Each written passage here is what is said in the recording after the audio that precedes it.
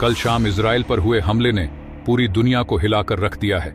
Iran ने Israel के खिलाफ अब तक का सबसे बड़ा बैलिस्टिक मिसाइल हमला किया, जिसमें उसने 400 मिसाइलों को इजराइल की धरती पर दागा। इस हमले का प्रमुख लक्ष्य इजराइल का नेवातिम एयरबेस था, जहां पर इजराइल के सबसे advanced stealth fighter jet F-35 तैनात थे। ईरान का दावा है कि उसने इस हमले में 20 F-35 जेट्स को तबाह कर दिया है, जो इजराइल के लिए एक भारी झटका है। लेकिन दोस्त नेतन्याहू तब और भावुक हो गए जब इजराइल का हाल पूछने के लिए मोदी जी ने नेतन्याहू को फोन लगाया, जिसके बाद अब यह भी माना जा रहा है कि भारत अब और ज्यादा गुप्त तरीके से इजराइल को गोला बारूद, युद्ध सामग्री दे सकता है, क्योंकि इजराइल इस हमले के बाद काफी कमजोर नजर आया। ईरान का दावा है कि उसने इजराइल के 20 F-35 एयरक्राफ्ट को मार गिराया है, लेकिन इसी बीच इजराइल ने ईरान को सबक सिखाने के लिए ऐसा प्लान बनाया जिसके बारे में सुनकर ईरान की रूह कांप जाएगी। लेकिन वीडियो में आगे जाने से पहले अगर आप इस विकट घड़ी में इजराइल के साथ खड़े हैं तो दोस्त, इजराइल के सपोर्ट में इस वीडियो को लाइक करके कमेंट बॉक्स में जय हिंद जरूर लिखें। याद रहे, जय हिंद कहना हम सब के लिए गर्व की बात है। दोस्तों, ईरान और इजराइल के बीच दशकों से चला आ रहा तनाव अब युद्ध के कगार पर पहुंच गया है। हाल के वर्षों में इजराइल ने कई बार ईरान के परमाणु ठिकानों पर एयर स्ट्राइक की है, जिससे ईरान के परमाणु कार्यक्रम को भारी नुकसान पहुंचा है। वहीं दूसरी ओर ईरान लंबे समय से इजराइल पर सीधा हमला करने की धमकी देता आ रहा है। इजराइल के खिलाफ उसकी यह जवाबी कार्रवाई अप्रत्याशित थी, लेकिन जिस स्तर पर ईरान ने हमला किया वह इजराइल के लिए एक बड़ा संकट खड़ा कर चुका है। कल शाम हुए इस हमले में ईरान ने इजराइल की हवाई क्षमताओं को कमजोर करने की कोशिश की है। मिसाइलें इतनी तीव्र गति से और रणनीतिक रूप से दागी गईं कि इजराइल के एडवांस्ड एयर डिफेंस सिस्टम जैसे आयरन डोम और डेविड्स स्लिंग को उनका पता लगाने और इंटरसेप्ट करने में भी परेशानी हुई। ईरान ने खास तौर से इजराइल के F-35 फाइटर जेट्स को निशाना बनाया।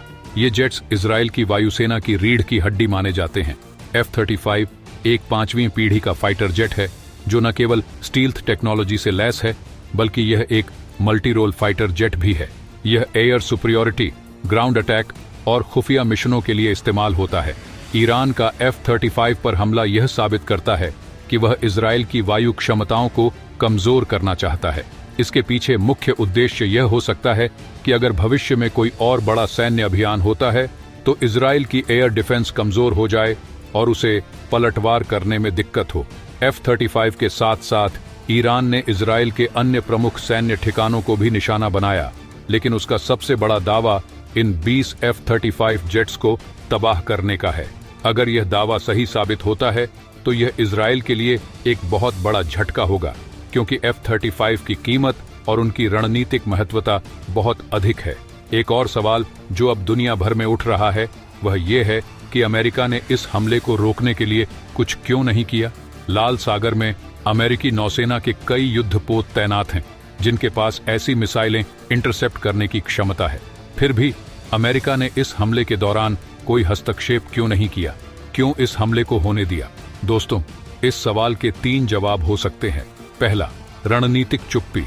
यह संभव है कि अमेरिका ने जानबूझकर इस हमले को होने दिया ताकि वह इजराइल की क्षमता और ईरान की आक्रामकता को परख सके।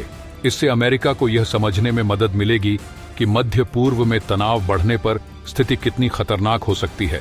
दूसरा, राजनीतिक खेल। यह भी संभव है कि अमेरिका ने इजराइल को आत्मनिर्भर बनाने की दिशा में कदम बढ़ाया हो, ताकि वह ऐसे हमलों का सामना खुद कर सके और खुद का बचाव कर सके। तीसरा, ईरान के खिलाफ जासूसी।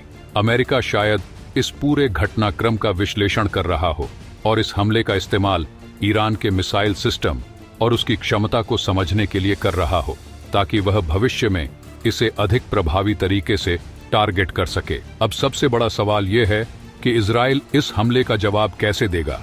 इजराइल की प्रतिक्रिया न केवल मध्य पूर्व के लिए बल्कि पूरे विश्व के लिए महत्वपूर्ण होगी। इजराइल के पास 2 मुख्य विकल्प हैं। पहला, मिसाइल हमला।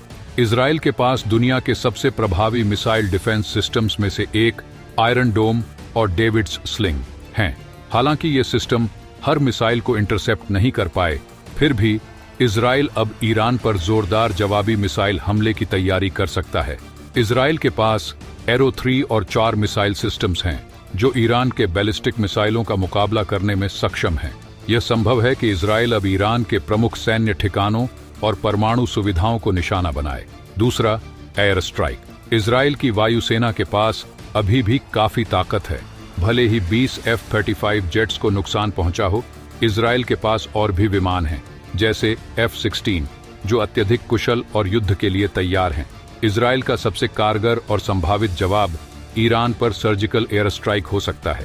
इजराइल के पास ऐसी तकनीकी क्षमताएं हैं कि वह ईरान के परमाणु ठिकानों और मिसाइल लॉन्च साइट्स पर बड़े पैमाने पर हमला कर सकता है।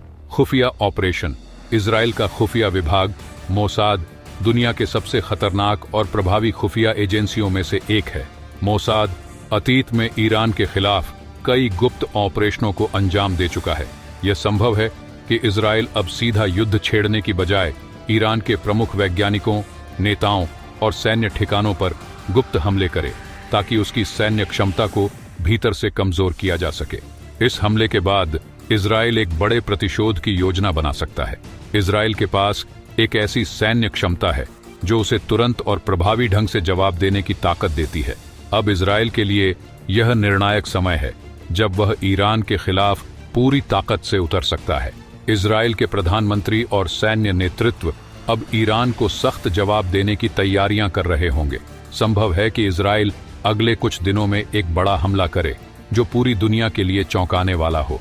ईरान और इजराइल के बीच तनाव अब एक बड़े युद्ध की ओर बढ़ रहा है। यह हमला सिर्फ एक शुरुआत हो सकता है। इजराइल की प्रतिक्रिया इस बात पर निर्भर करेगी कि वह किस हद तक ईरान को सबक सिखाना चाहता है। अब यह देखना महत्वपूर्ण होगा कि आने वाले दिनों में यह संघर्ष कैसे विकसित होता है। क्या इजराइल और ईरान के बीच यह लड़ाई अब एक पूर्ण युद्ध का रूप लेगी? क्या अमेरिका और अन्य विश्व शक्तियां इस संघर्ष में कूदेंगी, या यह सिर्फ इजराइल और ईरान के बीच सिमट कर रह जाएगा? अभी के लिए पूरी दुनिया की नजर इजराइल की अगली चाल पर है। तो दोस्तों, आपको क्या लगता है, इजराइल का अगला कदम क्या होगा? कमेंट बॉक्स में अपनी राय अवश्य बताएं। अगर आपने अभी तक इस वीडियो को लाइक नहीं किया है तो लाइक करके अपने 5 दोस्तों के साथ शेयर करें। सबसे जरूरी बात, अगर आपने अभी तक इस चैनल को सब्सक्राइब नहीं किया है तो सब्सक्राइब कर लें। मिलते हैं अगले वीडियो में। जय हिंद, जय भारत।